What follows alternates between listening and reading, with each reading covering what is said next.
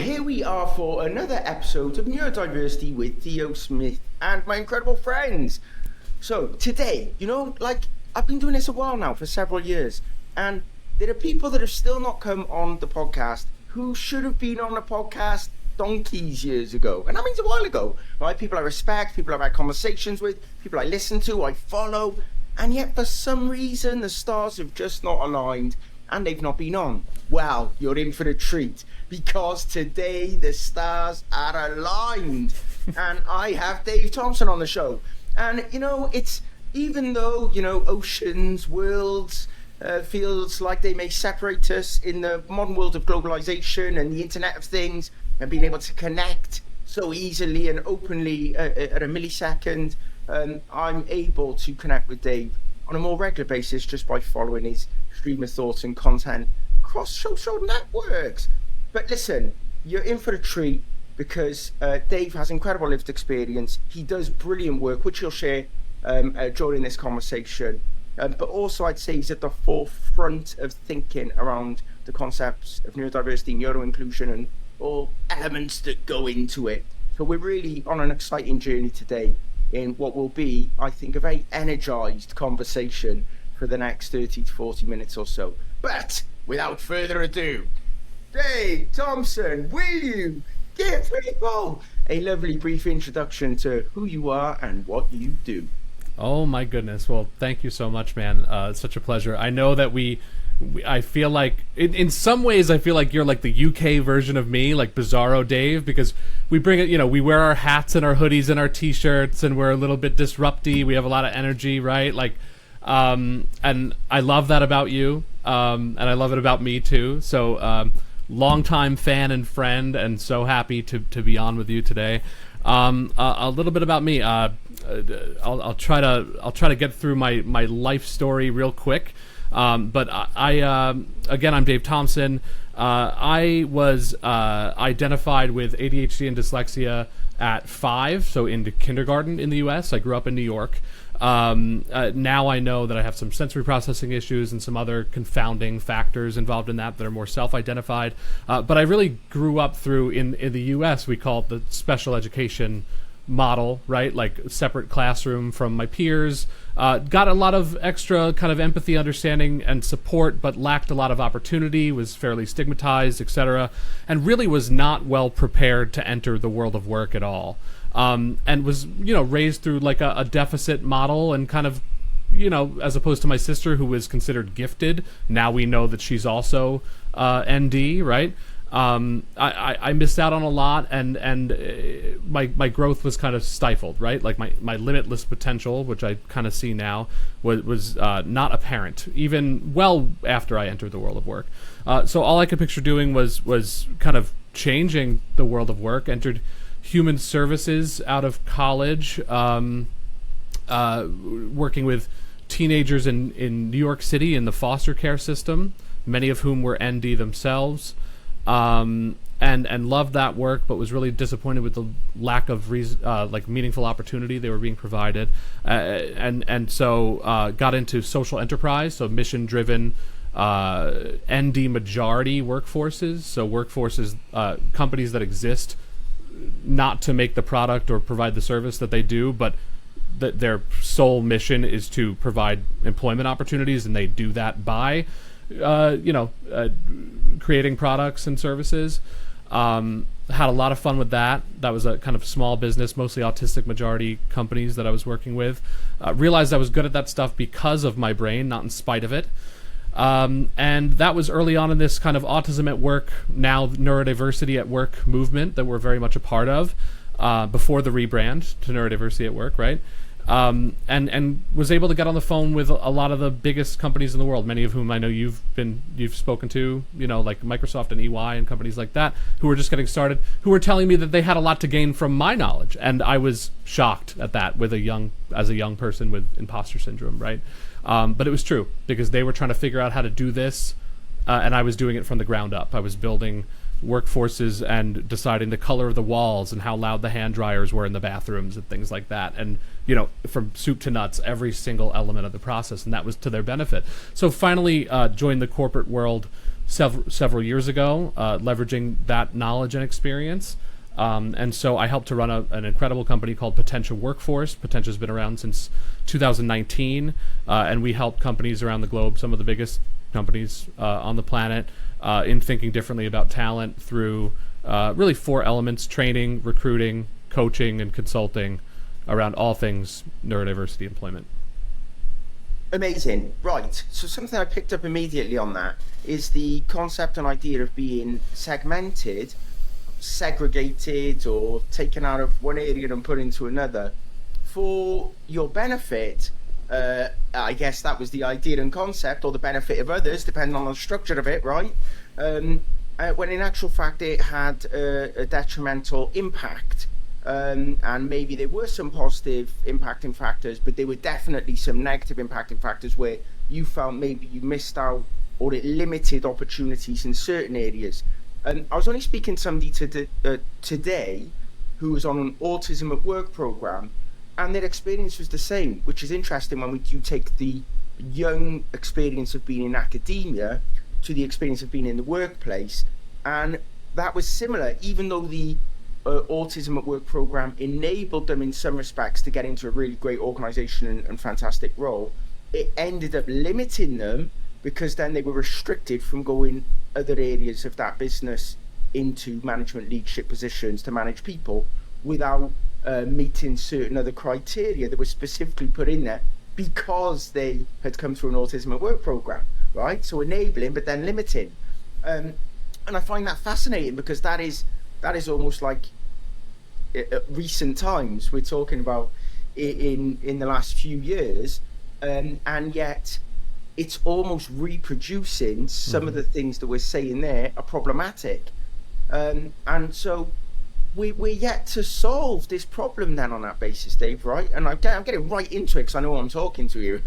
It's this idea and concept that we can maybe fix it by taking somebody out and putting them in a separate space and place, but that's not considering the other impacting factors that may affect them. What is your perception, and how do you see that as we sit today with the concept of moving from autism at work programs to neurodiversity at work programs or neuro-inclusion within organizations? Are we still seeing a lot of those significant barriers within organizations? Do you feel that we're starting to make the right changes and adaptations, or are we still falling into the same old trap of taking people out because we know not what else to do with them? Yeah, I think that's a really good question, and you're right. You're diving right into one of the deeper questions that we ask ourselves within the neurodiversity at work movement, right? I like to say, this is an ever-evolving space, and much respect to some of like the OGs in this space who have kind of been figuring this out. And figuring out neuro-inclusion is complicated, and inclusion in general is complicated, right? Like, so for example, I've worked on a shop floor in like an industrial environment where one neurodivergent person needs a very quiet environment, while one needs to kind of what we call scripting or vocalize very, very loudly, and they're expected to work in the same environment. How does that work, right? And so a lot of the issues with kind of segregating people into these spaces is that you're saying, okay, deal with each other. Right, like you both have particular needs to be set up for success within the workplace. And those might even conflict with each other more than they conflict with the rest of the people, right? But you deal with each other, and that's the last thing we want to do, right? We don't want to recreate special education classrooms within the workplace. And I know that at some of the more trailblazing organizations that have been trying to figure this out, that's kind of what it looked like. And again, this space is evolving very, very quickly. That's absolutely not the way we do it at Potentia. And I think that, kind of rebranding this movement, even if it stayed within autism specifically, just talking about neurodiversity rather than any specific identity is very important, because we're all part of neurodiversity, right? Everybody thinks, learns, works, communicates in a different way. Everybody has particular needs to be set up for success. And so when you start by asking yourself how to invite in, support, embrace, celebrate, and leverage some of those with the most unique operating systems in the world, every single person is going to benefit, like universal design, right? Like I talked to a huge group of professionals, 350 people last week in New York, and somebody raised their hand and said, this is all really great, but is this realistic? Like, do you really think that we can ask companies to do this and they'll actually do it? And I said, none of the changes we want to make to the world of work will not benefit every single person. Like, so for example, by a show of hands, how many people love the recruiting and interview process when they're job hunting? Does everybody just love it? Raise of no hands, obviously.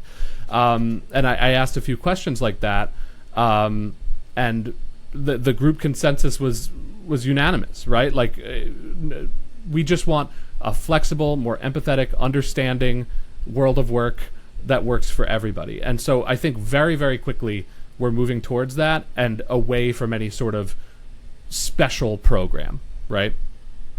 Amazing. And that's the place where we need to be. And I think certainly, 5 odd years ago, I was frustrated with the major focus on challenges and not strengths and abilities. Almost no focus on strengths and abilities, not with everybody considered, right? With a very specific cohort of ND people who may be great at mathematics or whatever. We're moving away from that, and you did a great TEDx talk. People can find it if they search for you. What was the title of that? Rebranding the Brain, Neurodiversity at Work. Brilliant. So that's where you can find it. If you type that into YouTube, you go and see Dave do an incredible TED talk. Part of your thinking is around what the future looks like and how we have to adapt our thinking beyond, yes, some incredible work. Some people are working really hard, some people are passionate, but still there was a lot of negative rhetoric, I know. And so some of what you talk about is around moving away from labels and starting to think about success enablers, as you put it, and how to kind of combine those to be able to positively impact a wider group of people, rather than historically what I'm talking about there, pulling one person out to try and rectify a wider problem, and it ends up not solving anything. Tell us a little bit more about why it's important to start moving away from labels and to start digging deep for those success enablers.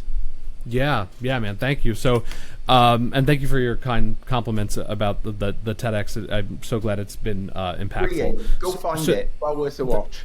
Thanks so much. So, just to set kind of set the stage for folks who don't know, just kind of a baseline. Understood.org said that 59% of working ND professionals fear that disclosing would impact them negatively at work. Right. So, despite the huge barriers to work, there are so many late identified folks who have already snuck in the door. There are so many, people are already working at your organization, whether you're hearing about it or not. The call is coming from inside of the house, people, right? Second, a recent poll, I'm sure you've heard this, a recent poll out of the UK of 4,000 Gen Zers entering the workforce indicated that 53% of them identify as definitely or somewhat ND, right? So the call is coming from inside of the house, and there's also people knocking on your door. In the next 10 years, and I forget where this statistic came from, 30% of the workforce will be made up of Gen Z. So, neurodiversity is happening with or without your company taking on some sort of initiative. Neuroinclusion is going to be a strategic mandate. It's going to be absolutely necessary in the future. Learn the lesson, lose the label is this term that my boss and mentor Jeff Miller kind of came up with to say we shouldn't, I shouldn't have to show you my ADHD card, for example, to wear noise-canceling headphones to drown out the sound of my neighbor's chair squeaking over and over and over, right? Like, I shouldn't have to prove anything about my need. And we all have needs. So I might not need noise-canceling headphones because I have ADHD or sensory issues. It might be because I didn't get any sleep last night, or because, and you don't have any sort of proof of that, right? And not everybody has any sort of paperwork around self-identification is completely valid because we're all coming from different places and different socioeconomic groups and things like that. And so just being able to share what sets you up for success without having to provide an excuse. Sometimes I get questions like, I think my coworker's autistic. What do I do? And like that question doesn't say anything. Like what's the issue, right? Like let's keep this about what it's about, right? And the other way around, not reading into things because of identity, right? So if I tell you I have autism, let's say, or dyslexia, that doesn't mean I need anything in particular, right? Like that doesn't mean that if someone says they're autistic, it doesn't mean they don't pick up on social cues, and it doesn't mean that they're good at math, right? Positive stereotypes can be really harmful as well, right? So learn the lesson, lose the label is just keeping it about what it's about, rather than even involving... and identity is important. Listen, I introduce myself with my identities the first 30 seconds I meet people. I have the psychological safety to do that, and that's a privilege for me. I didn't for a very long time. But we shouldn't have to, right? And so that gets into success enablers, which I've already named a few in those examples. Success enablers is kind of a rebranding and broadening of the idea of accommodations, right? So when we think of accommodations, I was in the room with a good friend and colleague who you may know, who will remain nameless, talking to a big room, and he said, when you think of the word of accommodations, what do you think of? And people said, clunky, complicated, legal, wheelchair, things like that. But meanwhile, every single person needs something different, right? My boss is so good at so many things and so many things that I could never do, but he struggles to convert documents to a PDF, right? Like that. So I help him with certain software things, right? Or somebody else might need to be a little bit late on Tuesdays, or they're more tired in the spring, right? Clear, concise communication. Who doesn't want more context or clear, concise communication with their manager? Who doesn't want to know what the meeting is going to be about before they have the meeting, or how long it's going to be, or what their role is going to be? Sensory things like seating preferences, lighting, sound, work systems like using a task manager so you can work as autonomously as you can without feeling micromanaged, but staying aligned with your wider team. Communication preferences, what you text about versus what you talk in person about. Maybe I want to text about my salary, so I have it in writing so I can talk to my wife about it. But when I'm ideating, when I'm creating big ideas with Theo, there's nothing better than us just vibing, right, and talking like this. So everyone has different communication preferences. So these are all success enablers. We just invite people to explore and embrace and share what sets you up for success individually, and creating some of that vulnerability on your teams, whether or not you think differently, creates a lot of safety for other people to do it themselves, and allows employers to tap into potential that they would otherwise see, and creates a happier, more engaged and productive and wonderful workforce. Wonderful. And just further highlight those points that you were making, I did some work with a healthcare company, and when we surveyed the workforce on a number of different topics, one of them was around what kind of reasonable adjustments, accommodations, we used a couple of different terminology, had you requested in your lifetime, in your career, right? So not just at this organization. In this healthcare company, it was something like 99%, basically almost all of them were requests for change to working patterns or shifts. That was it, right? So the only thing they'd ever asked for in terms of a change or an accommodation, or even better, it would have been a success enabler, was an adaptation to working time or shifts patterns, right? Which actually in the healthcare industry is one of the most challenging things by nature of almost a 24/7 working patterns, right? So it can look at, it's not impossible, it's absolutely possible, but it's a bit more challenging. And that just says it all, doesn't it? In one of those environments that is healthcare, right? none of their employees in any of the organizations that they'd worked in had ever requested anything more than that.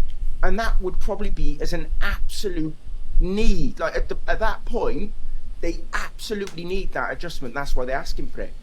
They're too scared to ask for anything else. They didn't ask for anything else. But also, I think you're right.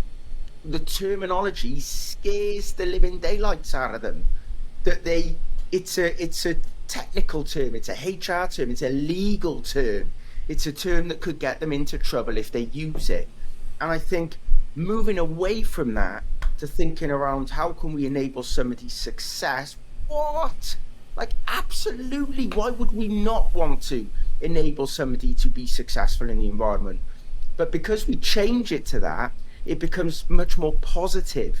It reinforces the idea that you're asking for something that helps you be better, helps you perform better, rather than you're broken and you need fixing. I'm a bit broken over here. Do you have something to accommodate the fact I'm a bit broken, to help me to the point at which I'm not broken? That ain't good. That's not a nice thing. So I guess I'm processing what you've just told me there and what you talk about. And really, I think that is where we need to get to. And organizations need to get much better at moving away from the tick box, which they may legally have to have. Do you require an adjustment because you are disabled, disability, whatever else that may be? You're in a wheelchair. Do you have a lift for me to access the 10th floor that you want me to do the interview in, right? Understand that kind of request. But there's a million other things that need to be offered to individuals at all different stages and places of their life that they just need to be able to access really simply. Yeah, absolutely, man. And I love that you use that healthcare company example. First of all, I just want to say, just side note, and you're going to get a lot of those from me, right? That some of the first kind of industries that should be tackling neuroinclusion are some of the last and hardest cookies to crack. Healthcare, government, education are some of the last, big industries that need to really tackle this stuff, and some of the most stigmatizing places to be, to think differently, right? But to your point about everybody wanting the same thing, I mean, it's like when I was talking to that room last week and I said, who loves the interview process? Who loves big, clunky, old-fashioned panel interviews, right? Like, and nobody does, right? So these, inviting people to share what they want and what sets them up for success exposes trends and themes and helps shape the direction of the company. It's like universal design, right? Like, we're starting with asking, based on your mind, no matter how it works, whether it's the most unique operating systems on the planet or whether it works somewhat similarly to the guy next to you, like, what will help you deliver fully for me as an employer? A lot of those things are going to be the same. They're going to be things like knowing what my role is in this weekly stand-up meeting that we have, right? Like, things as simple as just context and understanding your career path, more transparency around reward systems and things like that. No one doesn't want that stuff, right? So you start to see, and then it becomes kind of a mandate. Then it becomes kind of like, this is what's happening with my workforce. This is where my workforce is at. It unites us, no matter how, and helps expose some of the most interesting and important, like, inefficiencies and possible innovations by some of those more unique needs, being talked about, right? You're not gonna move forward unless you're exposing those things and bringing them into the light and talking about them, right? I mean, like, I'm sure you know about the curb cut effect, right? Go on.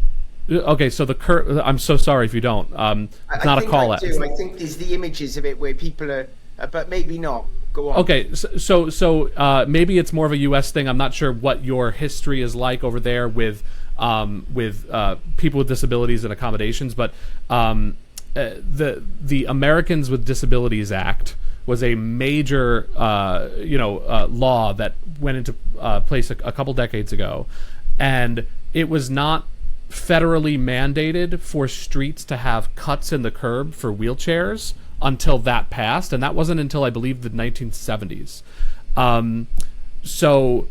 That was this big, expensive, favor, quote unquote, right? Like this accommodation that the entire federal government was making, no matter where you live, even if you live on a quiet block in the middle of the country like I do now. I'm from New York, but now I live in Nashville, Tennessee, and there's no one on my block that needs a wheelchair, but we have cuts in the curb. That's like a guarantee, right? But who uses those curb cuts? The Amazon delivery guy, people with strollers, yes, people with wheelchairs, people who are tired, toddlers that are just learning how to walk, right? Texting was invented for the deaf. Closed captioning on TV was invented for the deaf. And how often do we use those, right? So, when you start considering the needs of the few, it truly does. Not only is that the right thing to do no matter what, even if it didn't benefit everybody, but it does benefit everybody. It's an absolute win-win. So there should be no argument not to do it. Absolutely. Yeah, no, thank you for the explanation. That is really useful. So I think we still have a challenge, even just trying to make our streets accessible and buildings accessible, and we still have a problem here with making public transport accessible. The buses get better, the subways get better. However, you still have inaccessible train platforms, especially in more rural areas, right? Where there's still an inability to enable somebody to get on a train if they're in a wheelchair. So even though so much has been done, there is still so much to be done in that space.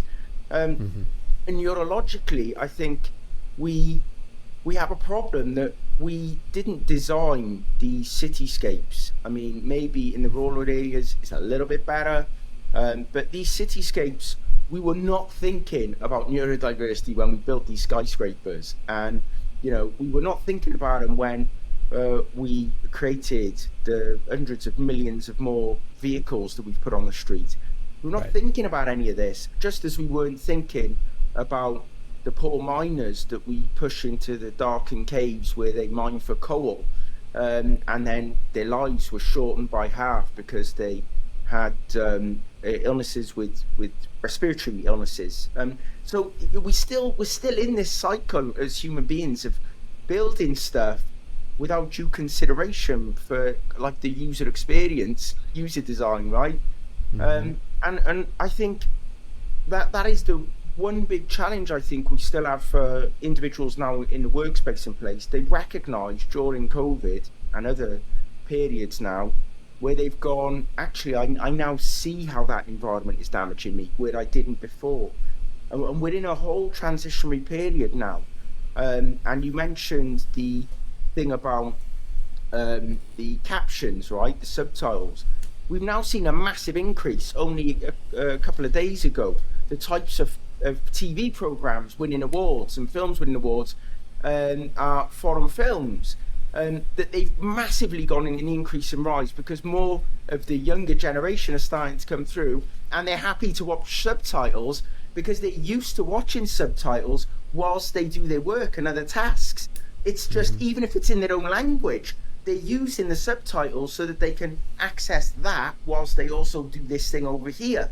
And that is just showing you the way that these adaptations can have a huge positive impact, but equally we can continue to build workplaces and spaces that can lock people out. And I think it's that piece now that people are starting to understand, where they can make the changes, right? Where they can make the adaptations, where they can create the success enablers. And that may be through adaptations of those workspaces or places, or through flexibility around work, or through additional pieces of technology and what have you. Noise cancelling headphones, whatever, right?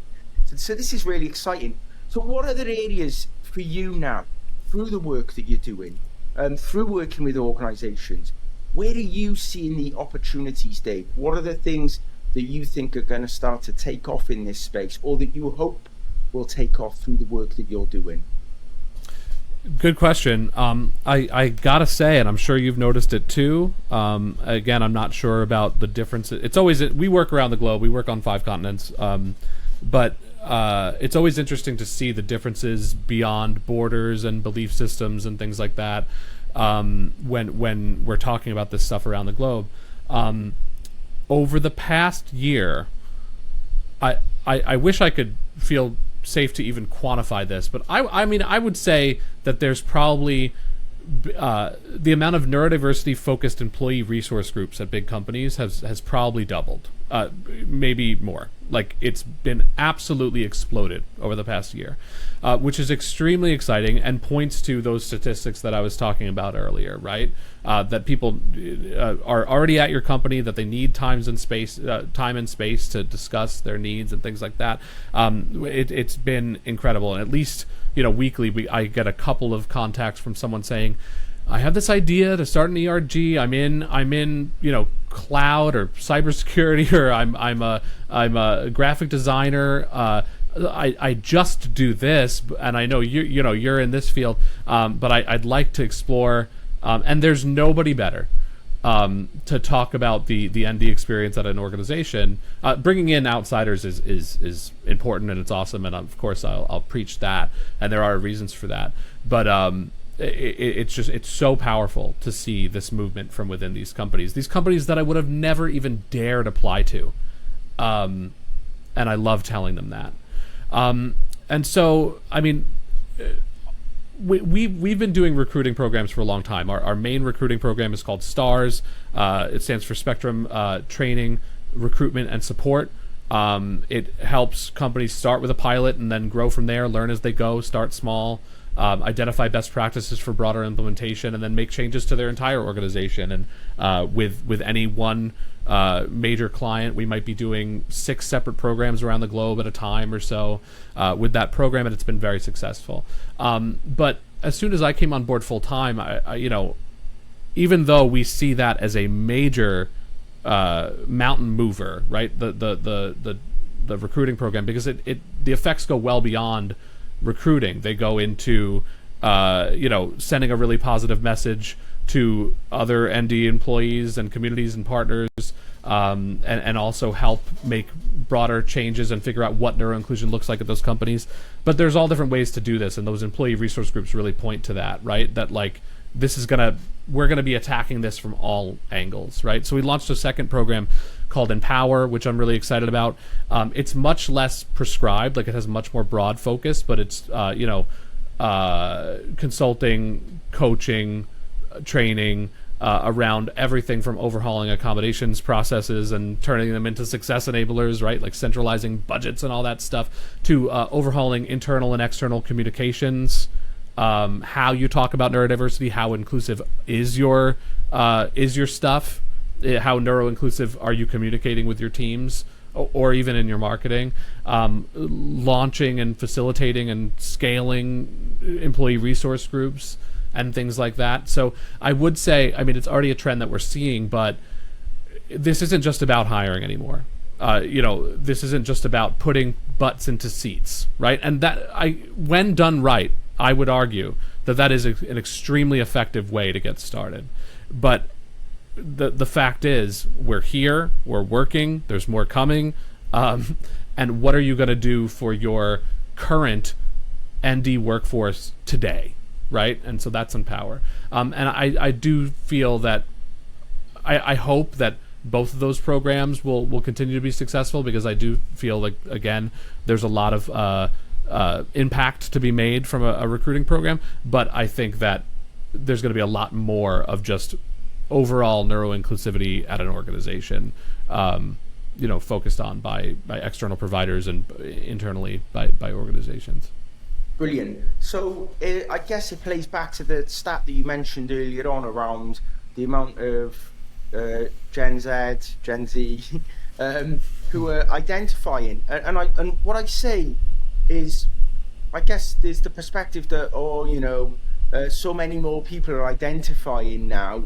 You know, ADHD, autism is on the rise, etc., all of the rhetoric that you might get from certain newspapers and articles. But the thing that I always focus on is people are asking for help, however they identify, they are needing help and support, right? It's that simple. And that help and support now we know is going to be coming through the recruitment process in early years because Gen Z are telling us, right? And it may be mental health and well-being crisis. It may be specific challenges neurologically. It might be a number of other factors because we're all unique and we have different life experiences. But the reality is there are a big cohort of people coming through your recruitment process, and if you're not considering it, right, you're going to miss out on being able to help people, enable them, and basically hire some incredible people. So get ahead of the curve if we're thinking about the future.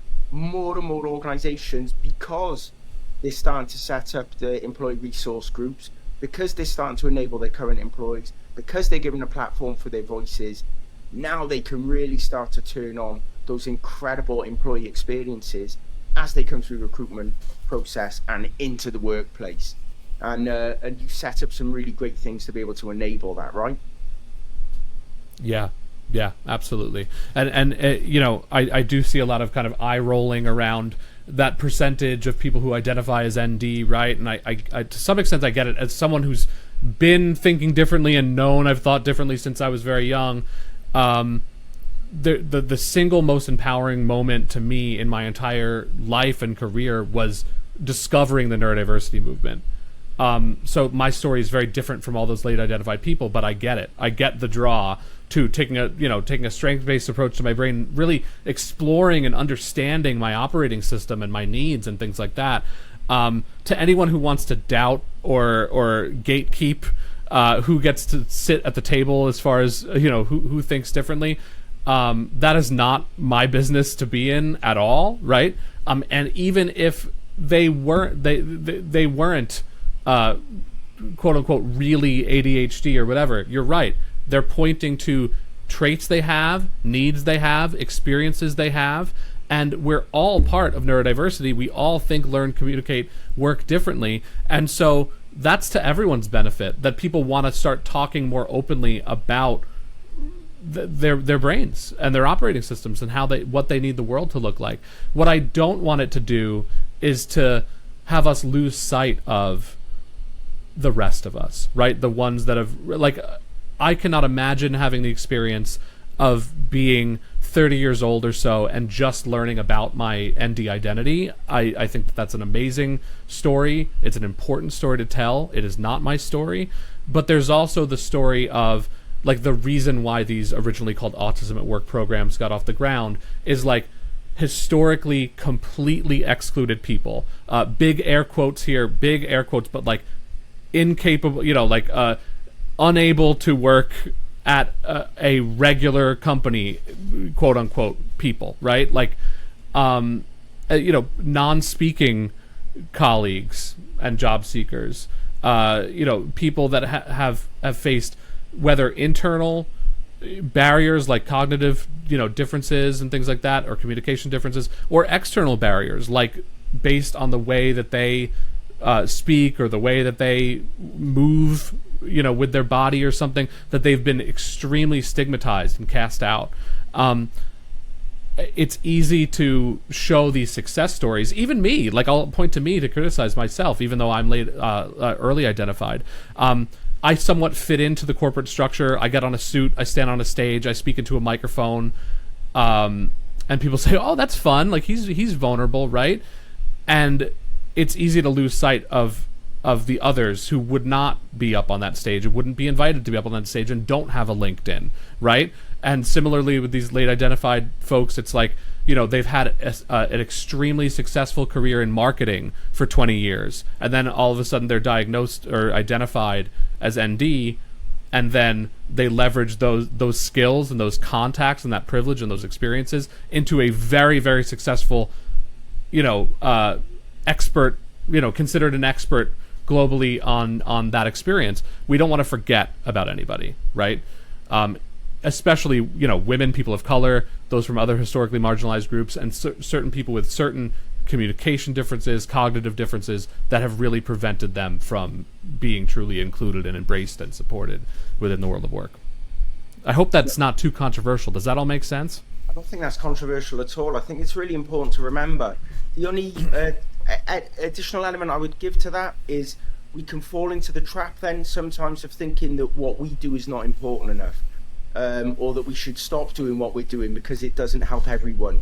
And I think that's something I've been thinking about a lot over the years, which is I've even been asked sometimes, Theo, why are you talking about this group of people over there when this group of people over there don't have a job and they can't put food on the table? And I'm like, well, I've been in that place over there, but I am no longer the person that can help that group of people best, right? There are people working in local community groups, there are charities, there's there's a whole structure around that.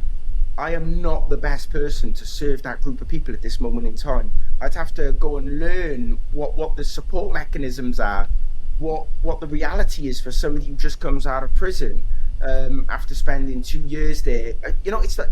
It's complex, and I think there are people who can help in all areas of this. We need to be enabling them and lifting them up to be able to be helping in those different areas. And you're right, the challenge that some people will get is they just don't have the mechanism to help the people in the community they want to help.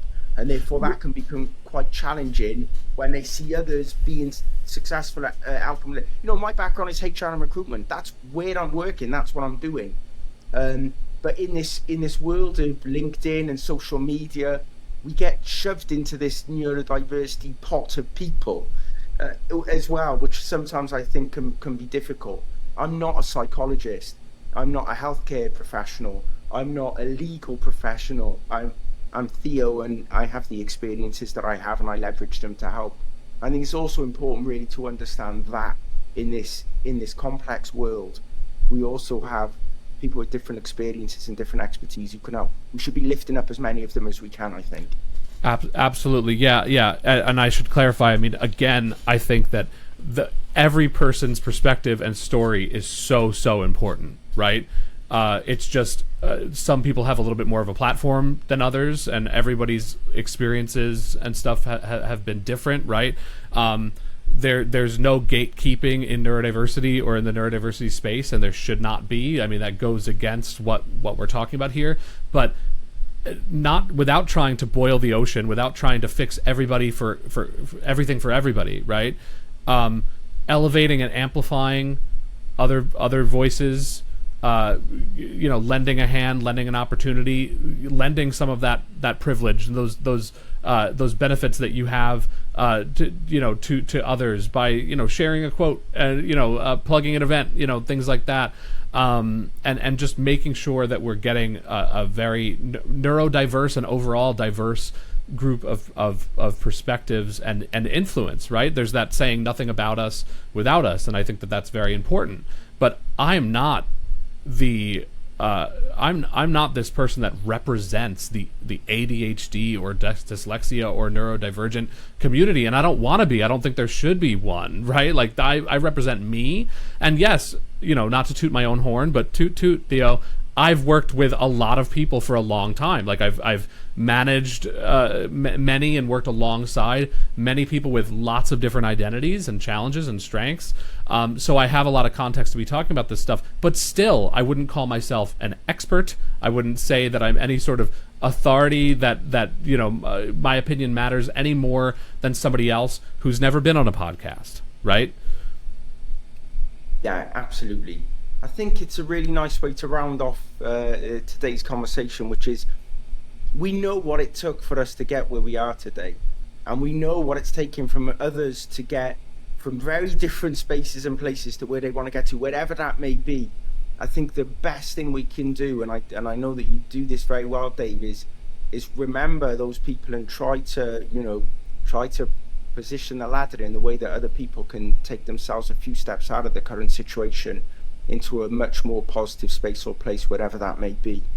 And I think as a global community, specifically as a neurodiversity community, I think that is something really powerful that we can do to ensure that everybody can progress at the rate that they're ready to, and have their voice in this space. I think it's incredible. Yeah, So man. Dave, Well, you're doing a great job with it. Just want to say, doing a great job. you just keep cracking on. Some days better than others. You know, it's part of the journey, and the joy is, and our unique, incredible brains. It is, some days we can be the most productive, and some days I feel like nobody could beat me at being as least productive as I am. You know, like I'm winning that on certain days.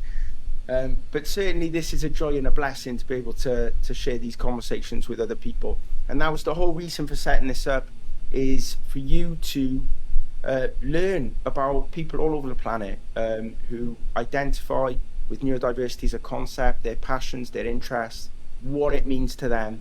And that's why it's such a privilege to have Dave on today to share his experiences and some of the incredible work that he's doing. So Dave, if people want to connect with you, if they want to catch up with you, if they want to follow your work, what should they be doing? Where should they be going? Thank you so much. Definitely check out my TEDx, Rebranding the Brain, on YouTube. Potentialworkforce.com. That's Potentia, like potential with no L. That's our company doing this great work around the world. And I'm on LinkedIn. My personal website is neurodiversity.com, which has all relevant links there if you want to check that out. Listen, absolute pleasure to have you on today. Really appreciate you and your time, and I know the audience will have loved this show. Cheers. Thanks so much.